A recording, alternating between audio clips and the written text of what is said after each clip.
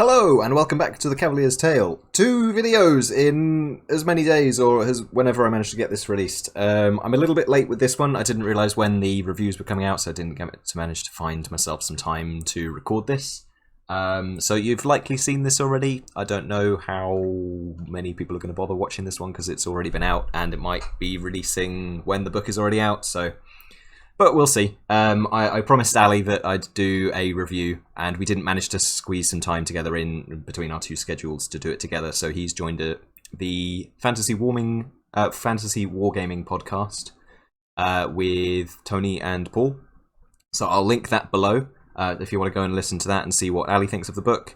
PTG have also done a review. Glory of Golden State Gaming have also done a review.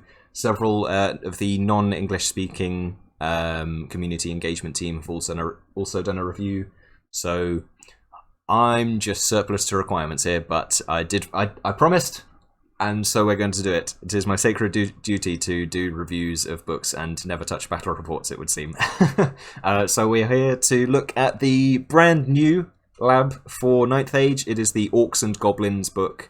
If you don't know already, the Legendary Army book is 9th Ageifying the slightly more Warhammer Fantasy-esque slim books and like breaking them apart and then building it up from the ground up to suit the 9th Age lore.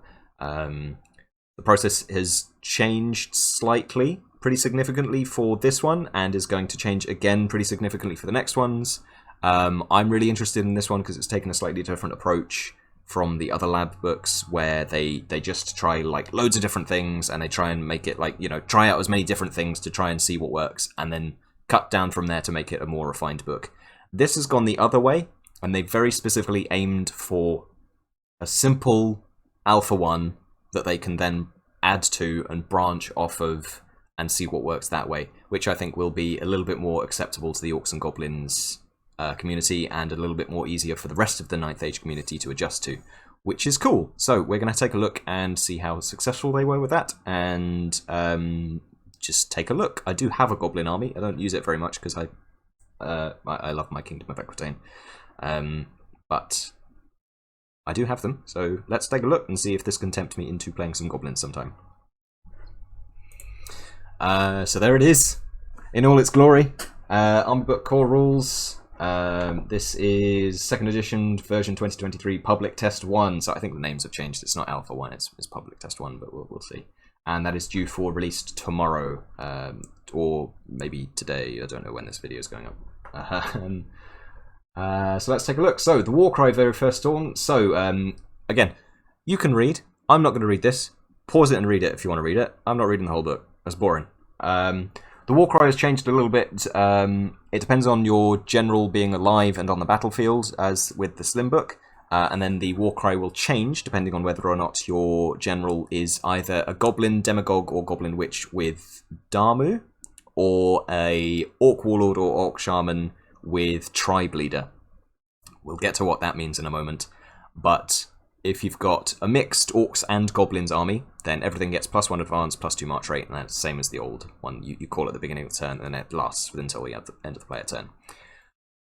If you've got a Goblin army, then all friendly units with Goblin Cunning not engaged in combat gain light troops and blue scoring, which is cool. So if you're in combat, you stay steadfast.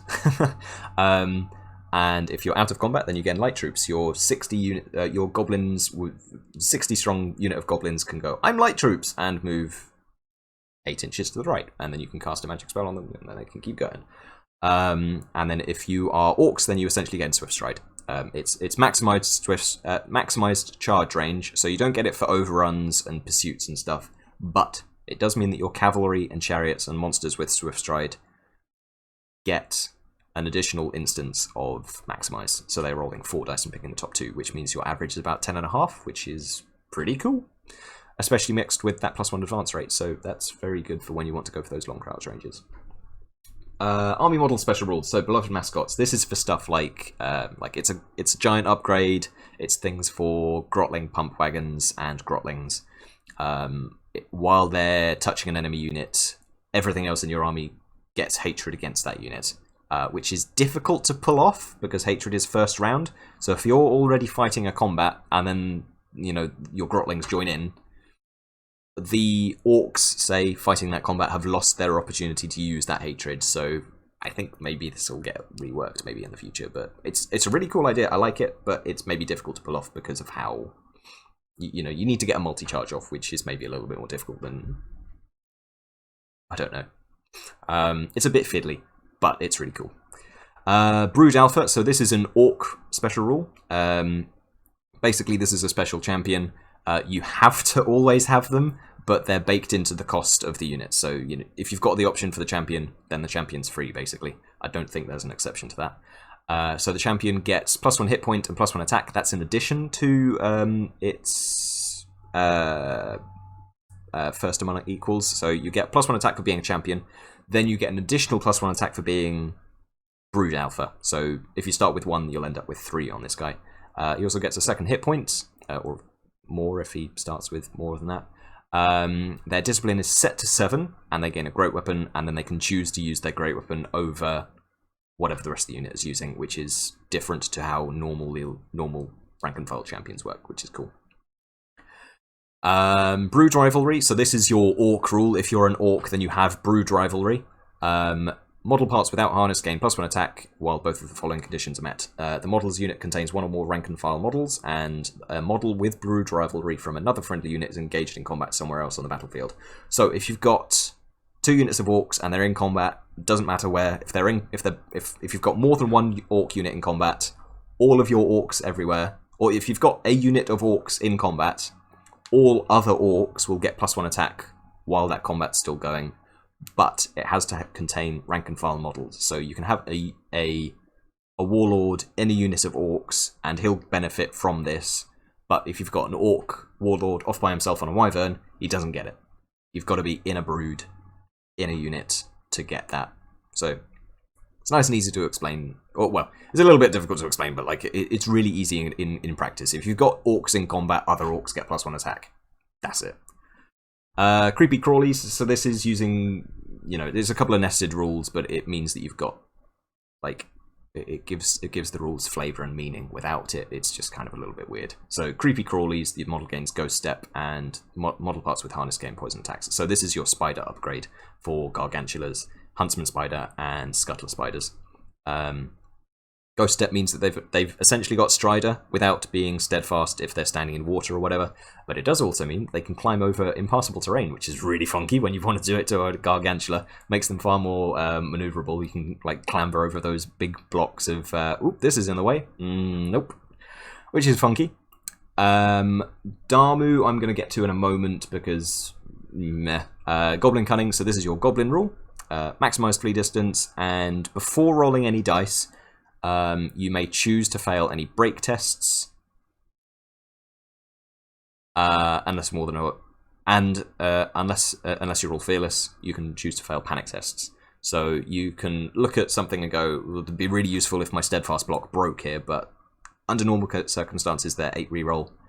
You can choose to just go, nope, I'm real sneaky and I'm a goblin. I'm just going to run away and I get maximized flee distance, which again goes with cavalry. So you get 4 dice to pick those 2 highest, which again gives you an average of about 10.5, which is cool. It does also mean, because there isn't an auto break in 9th Age, if you lose combat by 12, you still technically roll dice. There isn't anything in the rules that say, oh, you've failed by too many, don't bother rolling any dice, you've auto broken. There isn't anything like that in the rules. So if you have a unit of goblins and they lose combat by like 20 because they've been completely beaten up by something horrible and big and scary, you can choose to fail that break test that you weren't going to take anyway, and then they get the next bit, which is a voluntary, if you flee due to a voluntary flee charge reaction, or due to choosing to fail a panic or a break check, it automatically passes its next rally check. Does not apply if the unit is decimated or it flees involuntarily. But if your auto-broken unit from combat chooses to flee, it will automatically rally if it manages to get away, which is really cool. That feels very funky, but you'll have to wait and see the goblin units to see whether that's actually as game-breaking as it reads. because it looks insane, but you'll have to wait and see the goblin units. So that's really cool. It's really funky. It's really like finicky. Having played against it, it's not at all as janky as it looks. Goblins aren't as mad as you think they are. Tribe leader, so that's the other thing that affects the Warcry. We'll get to that in a moment. Attack attributes, crude weapons. So this is something for feral orcs. Basically, after the first round of combat, you don't get parry, even if you've got hand weapon and shield, and all of your weapons always count as hand weapons for all purposes. Really thematic, really thematic, but it's a bit pants. I don't know how it, like, you know, if you've run in with your big block of feral orcs and they've got spears, you poke them with your spears, and then the spears will break and they've stuck with hand weapons, which is very cool from like a background point of view, because yeah, they've run in with like sticks and bones and stone strapped to the sticks and the bones. Of course that's going to break. If you try and hit a knight in full plate armor, you're more likely to break your weapon than you are to kill the guy. Most likely, depending on how hard you hit him. But you're going to break your weapon, which is really cool. I'm not sure how good that is, though. This bit here is for Mad Gits and Nasher Wrecking teams. And, you know, that's like the whole thing. Like, the deployment is a bit weird with Mad Gits, but again, that's really short, so this is very simple. I don't want to read that. You pause it, you read it. But essentially, it's just when you touch an enemy unit, you do the hits, and then you remove the model. There's no passing through, there's no, like, you know, if I hit a combat, then it has to spread weirdly. It's just, you hit a unit, you do hits to that unit, and then you remove this model as a casualty. And that's it. Can't declare charges against things, can't have charges declared against you. You can still move on to these guys. If you've got chaff, you can throw your chaff at these and kill them that way, and you take an additional d6 hits. But other than that, it's really nice and simple. It's fantastic. I love this. It's so much better because, like, even after years of playing 9th Age, I still have to go by line of the old Mad Gits and see how that works at all. So this is great. I love that. The hereditary spell is split into 2 bits. It's a bit like a Cosmo spell almost. Like, you know, you've got, you know, one half that can only be cast by Orc Shamans and the other half can only be cast by Goblin Witches. Orcs is +1 to hit, and charge range, flee distance, pursuit distance, and overrun distances are increased by 1 inch. And then Goblins, entirely the other way around. -1 to those ranges and -1 to hit. And then, yeah, so that's cool. I don't know if that... I mean, it's still Guile and Fury, and then there's 2 versions to it. So if you've got a Goblin and a Shaman, a Goblin and an Orc Wizard, they can't both cast this, because it's still 1 spell. I presume that's intended, because of the way it's set out. But yeah, that's funky. I like that it's 2 halves. It's... yeah, I don't think the Slim Book had that, which is weird. But yeah. And then special items. Okay, so we will now talk about Tribe Leader and Damu. So, again, you'll probably have watched another review, but basically, this is your... you can either take an orc list, a mixed list, or a goblin list. If you take a mixed list, then you ignore these 2, and you just use the duplication on units. If you take a Damu, then you can only take 10% of your max army points with Brood Rivalry, so you can only 10% of your army can be orcs. And it changes to... the duplication limits of certain units will use the ones indicated by the D for Damu. So, I mean, it looks really weird there. Let's go and have a look at a unit. Gogtuk Initiates. Okay, so 0 to 4 units per army, so that's in a mixed list, and then if you take a Goblin Damu, then it becomes 0 to 8. And then down here, you can take 0 to 3 Maulers and 0 to 6 in a Goblin army. That's it, that's the whole thing. And then it's the other way around with Orcs. Find an Orc guy. There we go. So in a normal mixed list, you can take 3 Orc Shamans, and in a Tribe Leader army, so an Orc army, you can take 0 to 4. That's the whole thing. It's not nearly as complicated as it looks and reads. That's the whole thing. And importantly, it's not complexity for your opponent, it's just things in list building. And let's be real, how many people do paper lists? It'll all be sorted out by New Recruit and, you know, Battle Scribe and all that kind of thing, whatever you use to make your lists. Nice and easy. It just means that you can take more orc stuff in an orc army and more goblin stuff in a goblin army. And then if you take an orc army, you can only take a few goblins. And if you take a goblin army, you can only take a few goblins. And if you take a mixed list, then you just use the normal duplication mix, which is really funky. And a nice way of like making that a thing without making it overly complicated. I'm not sure whether there's enough benefit to go orcs or goblins at the moment instead of just going mixed, but it depends. Like fluff-wise and like theming your list, it's great. Okay, so weapon enchantments. We've got the Omen of the Apocalypse, which is like the old Omen, but instead of rolling a d3, it's dependent on how many model or how many units you have on the battlefield engaged with Brood Rivalry. So if you've got 3 orc units engaged in combat somewhere on the battlefield, including your own, you get your maximum of +3, and that's the attack value, strength, and AP. Nice and easy. Instead of rolling the d3, it's dependent on how many orc units you've got in combat. That's cool. Stays at about the same price because, yeah, that's fair. Attack Gnasher. Ali reckons that this is the best unit or the best magic item in available to orcs and goblins. So you let me know. It's just when performing close combat attacks other than crush attacks, the wielder must perform 3 additional close combat attacks with strength 5, AP 2 at the same initiative. So you've very literally you bring an attack Gnasher. You bring a Gnasher that's like sits on your base and makes 3 attacks at your agility, at your offense, your defense. So that's pretty cool. It's like a mount, but without having to be mounted if you want to do that. And it's not limited to being on foot as well. So you can be riding around with a wyvern, and the wyvern can be carrying your attack Gnasher, which is cool. That's funky.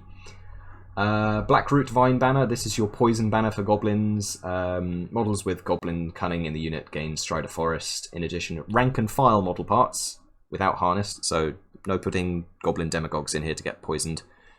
You get poison attacks. Nice and easy. Headbasher's Trophy. This one's pretty funky. So you can only take it by special and can't be taken by Iron Orcs. So this is for the Headbasher upgrades, which we'll take a look in a moment. You roll a d3 and then you see what the unit does. They can either get Distracting, Lethal Strike, or Lightning Reflexes, which is just like that's not very easy to plan around. So maybe not the most competitive. I've not really looked at it because I think this has been added in since playtesting. But it's fun, I think. Without being like horribly punishing. Which is something that maybe orc things can suffer from occasionally. Totem of the Only King. For the purpose of Brood Rivalry, the bearer's unit is always treated as if a model with Brood Rivalry from another friendly unit is engaged anywhere on the battlefield. So this is essentially your unit's always... you can take this on a unit of orcs in a goblin army, so they always get the +1 attack. Or you can just put it on your iron orcs to make sure they've always got +1 attack. Yeah, it's basically a +1 attack banner, essentially. Then you don't have to think about like multiple combats to get +1 attack on your big block of combat orcs or whatever. Tazarek's Guard. This is Tuktek's Guard from the Slim, but I think you also gain a hit point from this. I'm not very familiar with the Slim book, so... But you keep the Res 6, standard height models only, and yeah, an extra hit point. Again, I can't remember if that's a thing already, but there you are. Skull Fetish. Whenever a friendly unit with at least one model with Goblin Cunning passes a rally check, add 1 Veil token to your token pool. Whenever a friendly unit with at least one model with Brood Rivalry successfully completes a charge, add 1 Veil token to your Veil token pool. So this is the same as the Slim, but taking advantage of your new special rules. Instead of having lots of things in combat, it's if orcs are in combat, great. If your goblins pass rally check, great. And that includes, because you're not circumventing rally checks entirely, you're just automatically passing them. That means that you can flee with stuff, with your goblin stuff, to fail panic checks and stuff. Flee and then rally automatically, and then you get fail tokens from this. So still great. I think it's come down slightly in points. Monster Munch. This has caused a bit of a stir already. Dominant for Goblin Witch Wizard Masters only. The bearer can cast Totemic Summon Shamanism as a bound spell with power level 4 and 8 for 60 points. That's, in itself, like that sentence there, that's incredibly good. But it's limited to Goblin Witch Wizard Masters. So if you want to take double Shaman, you have to take 2 Wizard Masters. We know that's not tremendously competitive because otherwise you would see loads of them. So even though that's really good, at that point you have 9 spells, which is over-investing in your magic phase, and you've spent up like almost 1,000 points on Wizard Master, which, you know, besides the Orc one, which might be able to fight in combat a little bit, the Goblin one cannot. So you're spending a lot of points to get double Totemic Summon if you want it. It's still really good. Whether it's 1,000 points good, I'm not sure. Or, you know, 800 points, whatever it is. It's very expensive to pull that off. But if you want to just take a Totemic Summon in a Goblin army, that's great. You can fit that in, and because it's a bound spell, you're always casting it for very low dice investment, and it means that you can get other Witchcraft spells off, other Pyromancy spells off, other Thaumaturgy spells off, so that's great. It's not... I don't think it's quite as scary as maybe it looks at first glance, because you think, oh, I can take 2 of these, because 2 of them is really difficult to pull off. But a bound spell Totemic Summon is still really great. So I reckon this will probably go up a little bit in points, we'll see. But it's cool. I think it's funky. Panel Protection Pinching. I think this has stayed the same as the Slim book. Have a pause and have a read if you're particularly interested. And then you've got Goga Brew. I think, you know, it's cool that this stayed behind, by the way. Goga Brew, dominant, 0-3 per army. So you'd have to take this on separate characters because you can't take multiple Goga Brew on one guy. So you'd have to like load up a unit with loads of these. Is that good? I don't know. Seems expensive because it comes with attacks of a goblin character. But good for a goblin unit, I think. One use only may be activated at the start of a melee phase. Until the end of the player turn, the bearer's unit gains fearless and unstable. So if you've got a unit of 60 goblins and you reckon, oh, you know, I can automatically fail my discipline checks, but I can't automatically pass them. I can give them automatically pass them, but I'll have to spend a couple of goblins on it. So if you've got a great big block with a ton of, you know, of the Gogtuk Initiates and a couple of Goblin Demagogues in there, then you can make into a bit of a combat brick that's not going to break automatically if you think that, you know, ooh, I'm going to be taking a discipline check this round.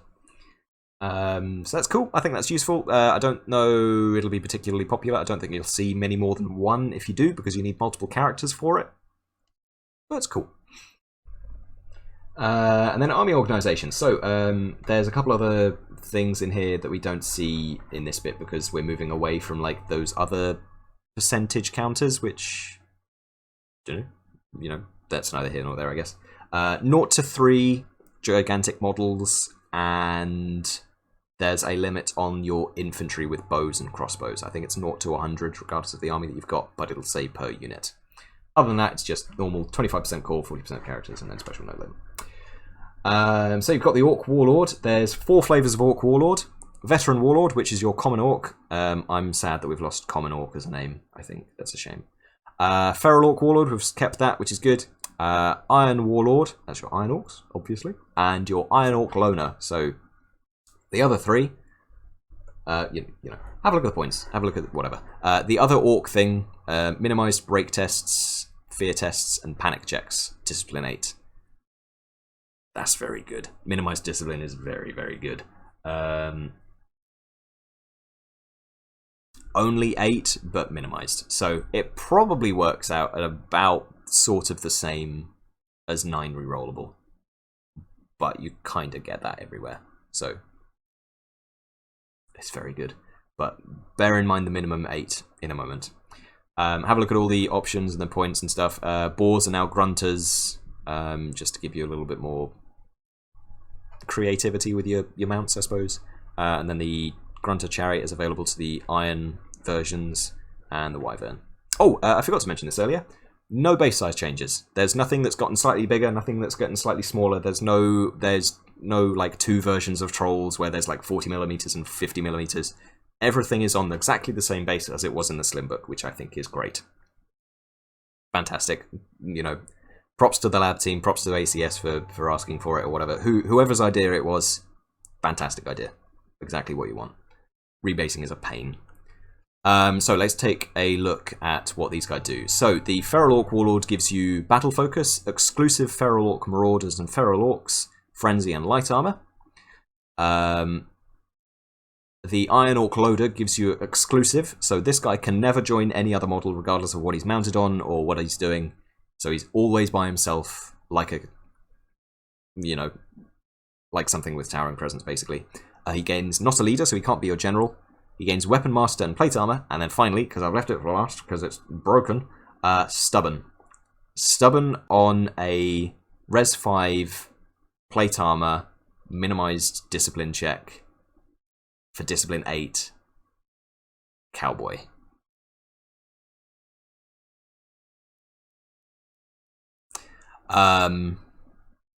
Yeah.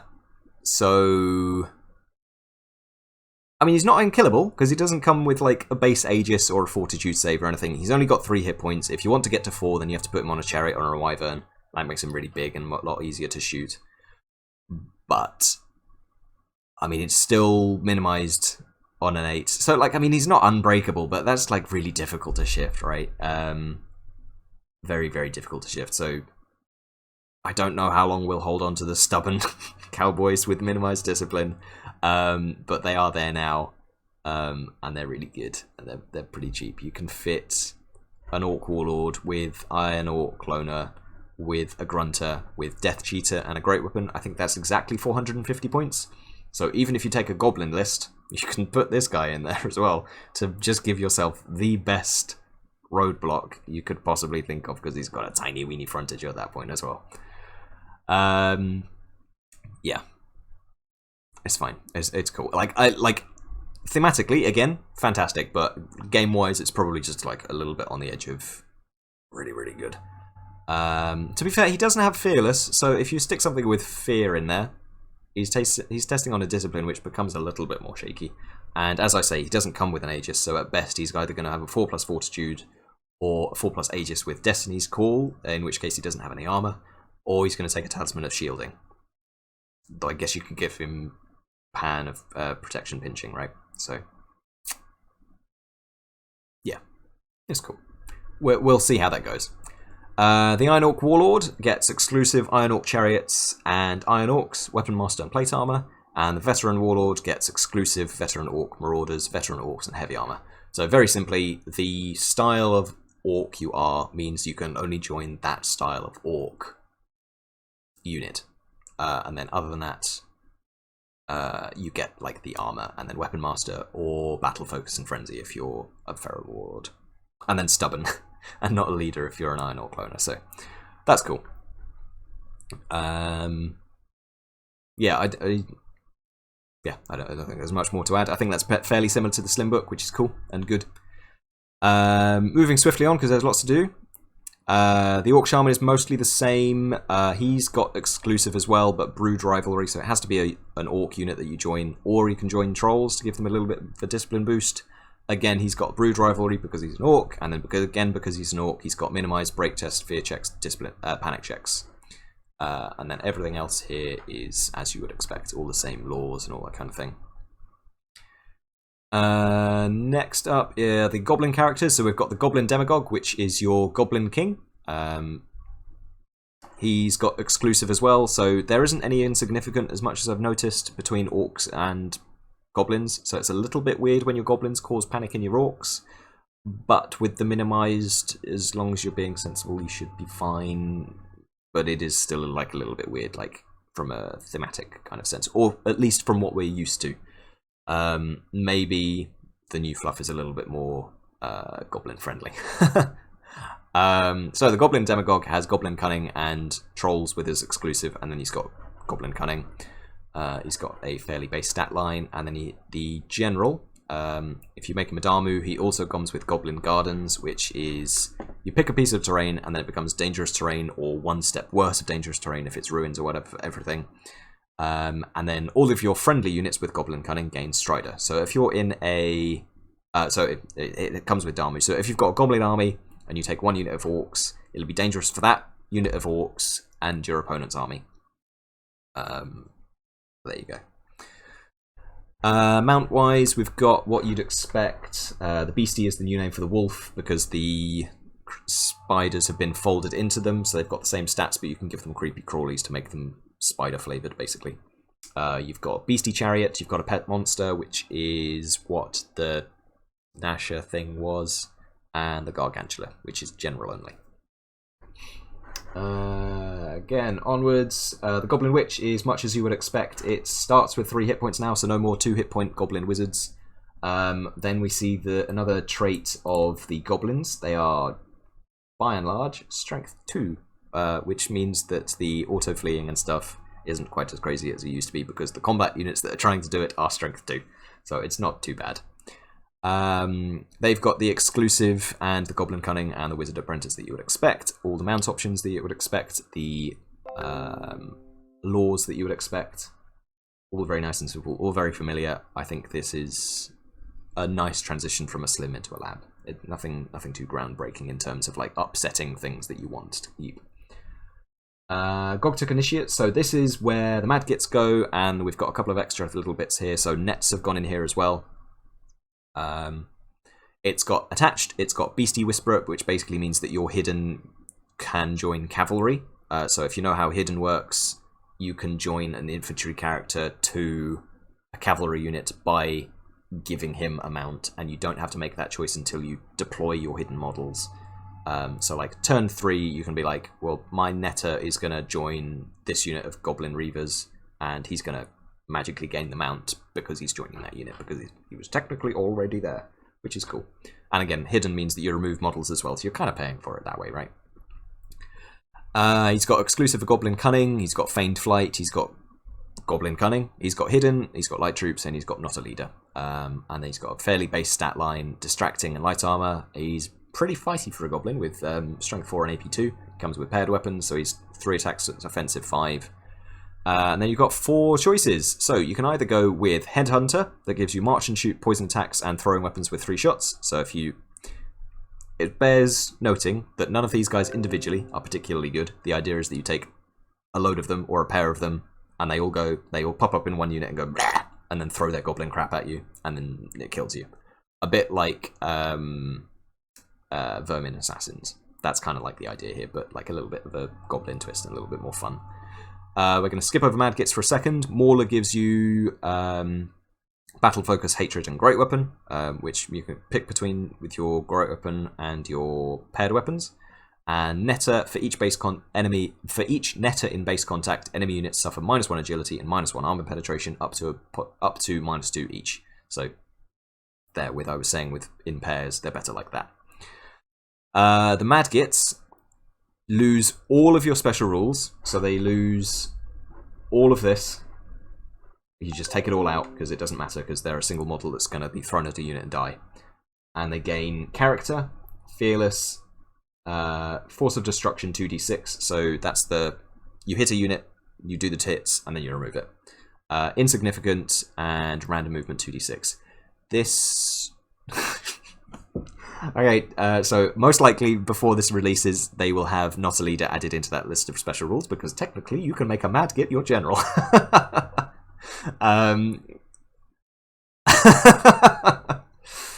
Which is very, very silly, and of course a thing that is not supposed to be in there, and will be fixed. But that's just a typo on somebody's part, that's fine. It's very funny while you can picture it, because you can make this guy your general, and he automatically dies as soon as he touches something. Its base size is also changed to 25mm round. The model must be deployed using special deployment rules, as the following. At the start of any player turn, the owner may... Ooh. You can do it in an opponent's turn. That's very, very funky, isn't it?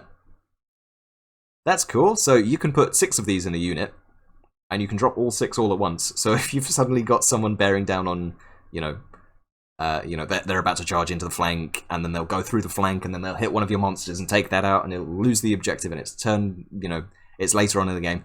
You can just go, alright, well, it's your charge phase, and I know where you're charging. I'm going to plonk down 6 of my Madgits, and then you have to charge through the Madgits and take 3d6 hits for each of them at Strength 4 AP 2. Ouch. Ow. So at the start of any player turn, The owner may choose a friendly, non-fleeing unit of Goblin Rabble or Goblin or Gogtuk Neophytes. Deploy the model with Madgit within 6 inches of the chosen unit and more than 1 inch away from impassable terrain and other units. If the model is not deployed by the end of game turn 4, it counts as a casualty and cannot be deployed for the rest of the game. So again, in there, like without the not a leader, you could keep your general in there and just auto kill him by about turn 4. But yeah, I hadn't noticed the start of any friendly turn. So spoilers: Gogtuk Neophytes can ambush. Obviously, ambush happens in your movement phase, so you'll have missed the opportunity to drop your Madgits immediately, but you could ambush and then wait for their player turn and then drop all your Madgits that way.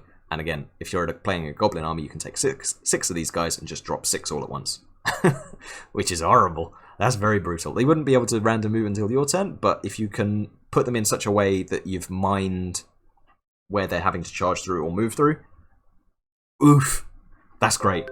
That's very fun. I think this is a really nice and easy and simple way of using Madgits because, again, the Slim book was maddening because it was fucking old GW legacy rules, essentially. Love that. Love that it's any player turn. That's crazy. But yeah, you can deploy them within 6 and then move them immediately because they get deployed at the start of the player turn. You do your charge phase, then you do your movement phase, and then you do your random movements, so they can do that immediately, basically. But because it's pre-movement, you can't Relentless Banner and then throw them out that way. So a little bit more flexible, a little less in some ways. That's cool. I think they're really good, and they do hits equal to the profile. I don't think I said that with Forces of Destruction. So 2d6 at strength 4 AP2, and then if something moves into them, it's 3d6 hits at strength 4 AP2. Moving on to the mounts. Sorry, I forgot about the mounts. So the Grunter, I don't think has changed at all. The Grunter Chariot, again, I'm not very familiar with the Slim, so you'll have to tell me. But it looks fairly familiar, doesn't look any particularly crazy. The Wyvern, the one thing we've lost here is Towering Presence on the base guy, which makes him, I mean, the same size because he's still tall, but it means that he's a little bit better at like hiding in cover. So he gets cover from like hiding behind things a little bit more easily, which is a bit of a buff. And Big Wing is free, which is cool, and that gives you Towering Presence if you want to have the great big 18-inch bubble from that. Oh, crucially, before I forgot, Goblin Demagogues can choose to be the Battle Standard Bearer, but the option, you might have noticed anyway, but the option is absent from your Orcs. And more on that later. Back to the mounts. So the Orc mounts are all the same. The Goblins, as I've said, the Scuttler Spider has been folded into the Beastie, which is the Wolf, and basically you pay 10 points and you get Ghost Step and Poison Attacks on the mount.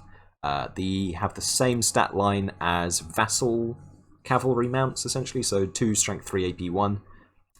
This is where your combat power, if you're from your Goblin Cavalry, comes from generally, because the Goblins are all Strength 2.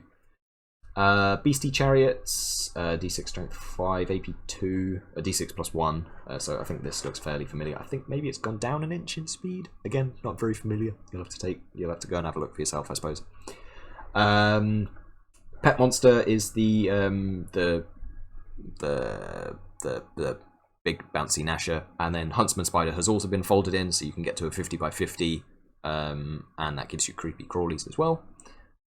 There's no way of joining a character to Gnashers anymore because they're, you needed Oyet Bites from the old book and all that kind of thing. You can't do that anymore. Gargantula, so it's got creepy crawly, so it does have poison. It doesn't look like it, but it does have poison here because it's folded in here, and it's also got Ghost Step, so it's really good at moving this gigantic base over and around impassable terrain. You can also charge through it. It's lost a hit point here, and it's lost 2 attacks, and it's lost its great big poison 1d3 plus 1 multiple wounds thing.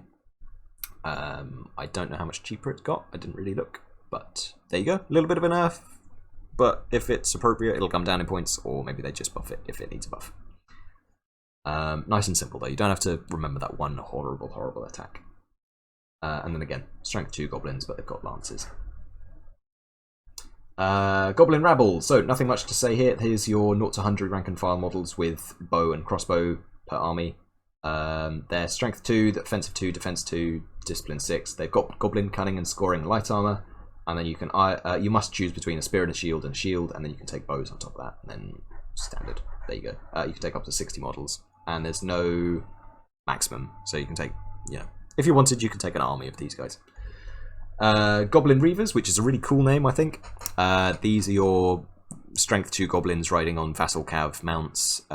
You can either make them lance and shield for, a 4-up with strength 4 AP2 on the charge, or you can make them light troops, feigned flight, vanguard, lose scoring, and give them bows. That's bows and spies. And then you can make them creepy crawlies as well, which gives them ghost step and poison attacks on the beasties. 8 to 25 models, so you can take massive units of these boys. just huge. You'd run out of deployment space very quickly, but you can do it. Feral Orcs, so they suffer from their crude weapons. They've got Frenzy but no Fearless. They do come with Battle Focus but no Fearless, which is odd, but loads of Fearless in the game is not fun because it makes your fear crap. So I understand the change, and that's fine, and it makes them cheaper. They start at 25, you can go up to 50. You can give them the Battle Standard Bearer upgrade, just free. I think this needs to be clarified future-wise as to how exactly you kill the model, because you can put your banner bearer at the back of a unit, have it be the first model that dies, and then the next model picks it up. I think technically at the moment you get the 200 points per time you kill that guy. So it's a thing that's being clarified, I think. This the same way the Corus Stone holder works in the SA book. So it's a little bit like a bit of a,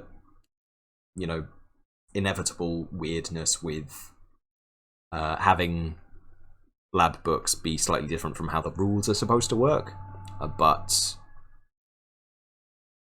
that's fine.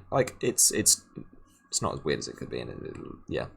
I think the Battle Standard Bearer upgrade being on units is the weirdest part of this book, and I don't think the rest of it is at all janky lab alpha one-ness that you'd come to expect from a lab book. So I think this is the weirdest bit, and I think it's fairly fixable, and maybe just maybe I'm overthinking it as well because you can't regrow them at all. So,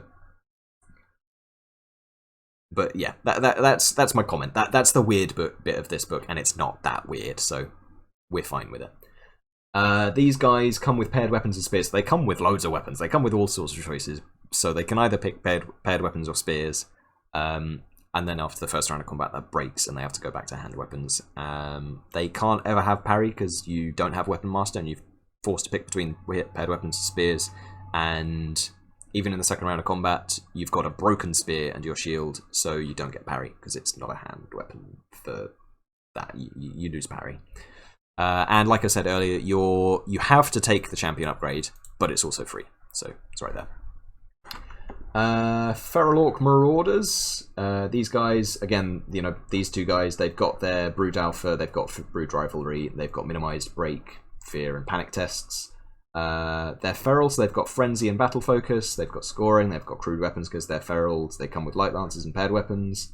The Grunters are what we'd expect, the Shield is what we'd expect, and then you can take Battle Stand Bearer on this unit. And again, you can take these guys up into massive sizes. Veteran Orcs, these are your common Orcs. Orcs are Strength 4 base, by the way. Ferals are Strength 4 AP nothing. Common Orcs are Strength 4 AP 1. And then Iron Orcs are Strength 4 AP 2. And again, these guys have the Orcs rules, so they've got Brood Alpha, Brood Rivalry, minimized checks, and then you can take shields, bows with a limit, and then you can choose between paired weapons and spears, and you can take the VSB on them. Yeah, so you can fill your core with pretty cheap, they're all pretty cheap for what you get, especially considering they've all got multiple attacks from Brood Rivalry and all that kind of thing. You don't have common Orc boars in core anymore, which is a little bit of a shame, but there you go. Personally, I don't like moving things out of core for a lab. But this is Alpha 1, so this is a thing that can change. So if you don't like it, just politely go onto the forum and be like, hello, I miss my common orc boars in core. Please put them back. That'd be nice. Thank you. They have the same rules that you'd expect. They've got all the orc rules from the new book. They've got all the stuff from the old book, essentially. They start with lances. You can only get to a 3-up save with them because they can't take heavy armor anymore. They come with a free champion, and you can choose to give them Battle Standard Bearer, which is a 50-point upgrade here, and that gives them the second banner enchantment as well. Iron Orcs. So this is maybe the other bit of like really powerfulness in the book, and again, this is kind of where the Iron Orc loner comes from. These guys are stubborn, and it's not like particularly limited stubborn. So you can conger if you really wanted to and be horrible. You can create like a whole wall of them if you take an orc army and just take 3 units of like 20 of them or whatever. These guys are where your crossbows go, so they've not got plate armor anymore, but I mean they come with like extra attacks, which is better than what they used to be. They've still got Weapon Master as well, so they've gained an attack essentially if you play enough orcs, which is cool. So I think that's funky. I like it. I'm not sure about the stubborn, but I think that's more of a stubborn problem than an Iron Orc problem. So, and again, they can choose to be your Battle Standard Bearer for 80 points. Iron Orc Chariots. So I reckon, maybe, possibly, this is my speculation, I've not asked anyone, I've not checked. I think these are supposed to also have light troops, because otherwise I don't know why you'd ever take the second one, because it makes it way less maneuverable. But you can take them in units of 2, and they come with all the Orc rules that you'd expect. You can take a champion if you're a unit of 2, you don't have to if you're a unit of 1. And then it's Iron Orcs riding a chariot. So they've got Weapon Master and all the weapons that you'd expect. They're AP2, all that kind of thing. All good stuff. And quite a lot of attacks as well. 2 guys, 2 attacks each. And then paired weapons, so you could get like 6 Strength 4 AP2 attacks from this thing. And then attacks from the Grunters. And then impact hits if you're charging. These can be pretty brutal, I think. And of course... No, they don't come with the Iron Orc Stubborn. I wonder if that's a mistake. Or maybe it's just because you don't want these being horrible like that. Not sure. This is the unit that's really, really, really good for goblins. I think this is what you want to be taking if you take a orc army. You probably want to take some Gogtuk Neophytes, and if you play a goblin army, you probably want to take as many of these guys as you possibly can because they're fantastic. Ambush. Well, put it this way. So you can read the profile there. They're throwing weapons, poison, and strength 3 AP1. So people take lots of Wild Horn ambushes because ambushes are great. Wild Horns get throwing weapons. So they can pop up in your backline and like 16 of them can throw out 32 attacks, strength 3 AP nothing. These guys are the same, but on a smaller base size, so you can fit more of them into a smaller area and get their arcs overlapping more so you can get more shots on a thing. Which is great, that's a +1. Then they're AP1, which is fantastic, because that means you start affecting, mid to heavy armor, and you start like chipping away off of that. And then on top of that, they've also got poison attacks. So if you've got high res, you just pop up with 20 guys, and you go, well, I've got 40 throwing weapons, so let's see if we can get some 6s. Brutal, horrible. Not very nice. They're scoring as well, and then because they've got Goblin Cunning, if you really need to, you can call your war cry afterwards, and then they can shuffle off 8 inches sideways, and then keep throwing weapons at you. They're great. They're fantastic. Scoring ambush is always great. Throwing weapons on top of that is fantastic. AP1 on top of that is incredible, and then poison on top of that is amazing.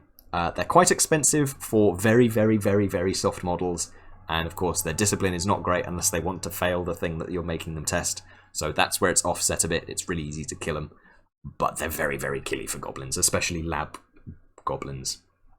But expect to see lots of these. Goblin chariots, I think, are all the same apart from gaining Goblin Cunning, which is cool. You can take loads of them. It's funky. I think they're slightly slower again, like I said earlier. And the beasties got better. Grotlings are the same, I think. This is where your insignificant is, so they don't cause panic in anything.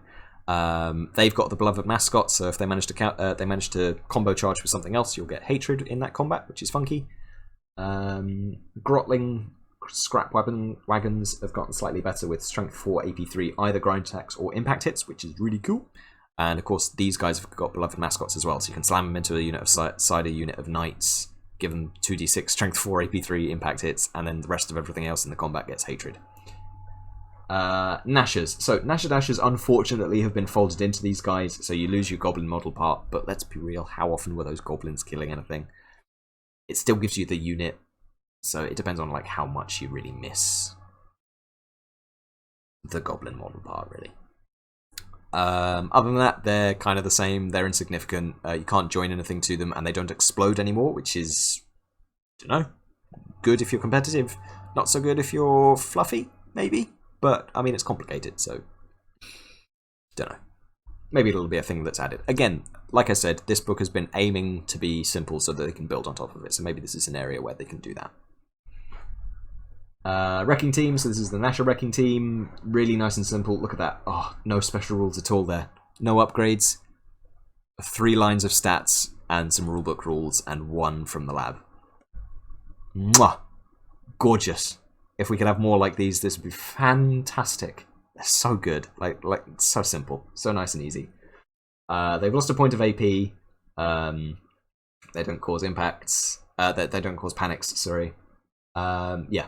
Love it. Fantastic. I've played against these. Be careful that you don't like accidentally swing, because in one of my playtest games, I had it next to a Gargantula, and the Gargantula had to wheel to get into a charge, and it meant that it smacked the Wrecking Team, and I took impact hits from that, it took a force of destruction from that. So I took 3d6 strength 6 AP3 on my Gargantula and killed the Wrecking Team, which wasn't great. So I think that may be a thing that you can do currently, but you know, keep an eye on that. But mostly, this is really simple, and I think going from what it was in the lab to this, in the Slim to this in the lab is fantastic. Trolls, you've got a fairly significant change here. So the offensive stat line has gone down to 2 attacks, but otherwise the same. They've lost their Troll Belch, which is a shame, but fine, because it was complicated. Again, simple lab, looking to build on it. If it's a thing that you really desperately want, go and politely tell people on the forum. Just be like, hello, I miss my Troll Sick. Give me back my Troll Sick. Make sure you do that on the 9th Age forum, or people will look at you weird. But yeah, so these guys are meant to be very, very, very, very, very tanky, because they've gone up 1 point in res, which mixed with a 4+ fortitude, as long as you don't run into flaming. Oh boy, that's tough. It's so hard to get through these things. Especially considering that you can mix that with either magic resistance if you're scared of pyromancy, +3 armor if you want an extra save, or distracting to stop things hitting you quite so easily. Also on top of that, no more stupidity.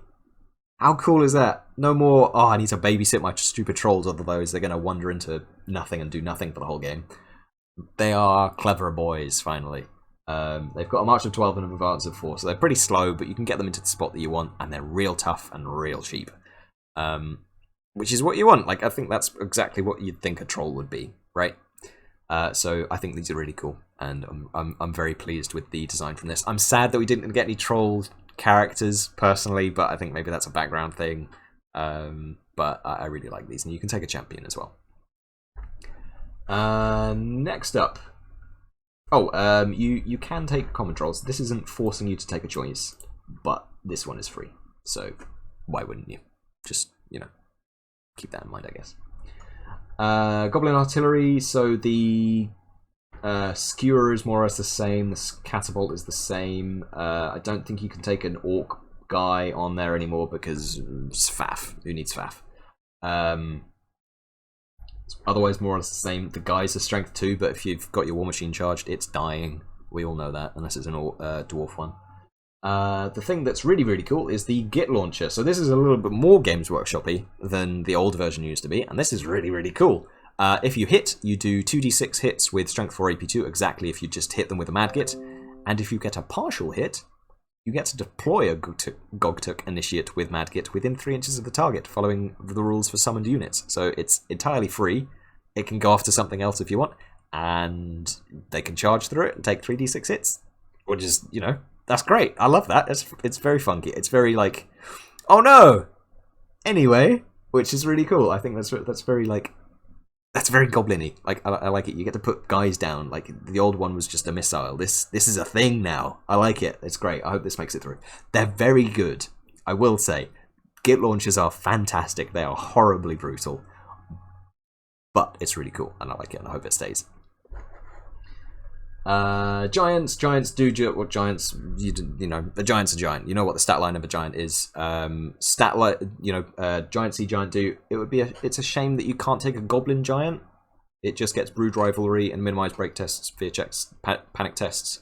It would be really cool just thematically to have a goblin version where you swap that for goblin cunning and I don't know, something else, but that's cool. Like, there's a giant. We love giants. Giants are great. That's why we've got a giant supplement. Other than that, you can take Weapon Master and Light Armor, and then you pick weapons from the units around you, which is really cool. So, like, if you're near something with great weapons and paired weapons, you can just be like, I'm taking a great weapon from you. Or I'm going to use my club like a great weapon. Look at me go.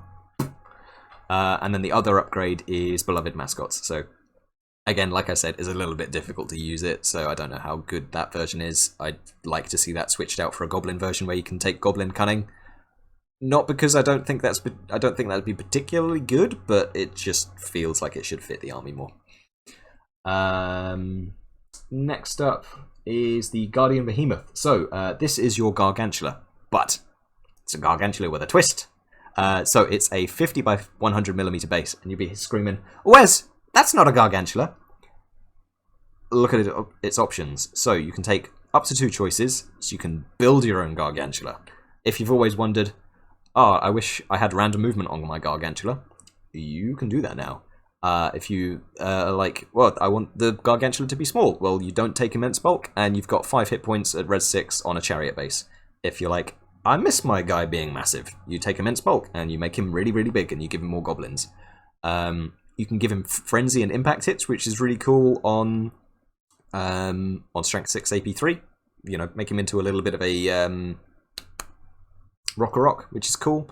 And you can give him a little bit of armor back for the Scarred Carapace. So, oh, and you can also give him Creepy Crawlies, which is very, very fun. So that's the Ghost Step and Poison. So you can build exactly what a Gargantula is with immense bulk and Creepy Crawly. Well, you lose 2 points of armor on this version, which is a shame. But you can build most of what a Gargantula is, and you only do it for 90 points there, so 365, so that's, what, close to 100 points cheaper than a Gargantula currently is. Don't get me wrong, it's worse, like it's been nerfed, but it's much, much cheaper to do that, which is what you want, because you want to take loads of stuff in your Orcs and Goblins army. You don't want it to be small, you want it to be filled with guys. So, that's cool.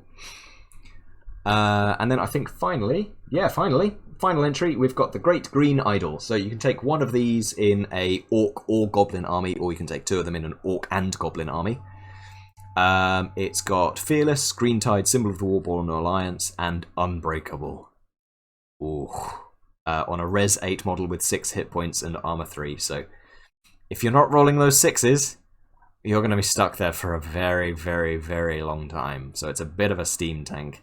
I mean, it's not really going to kill you back with 3 attacks at offensive 2, but I mean, it's got a Thunder Stomp, doesn't it? It's got Stomp D6, so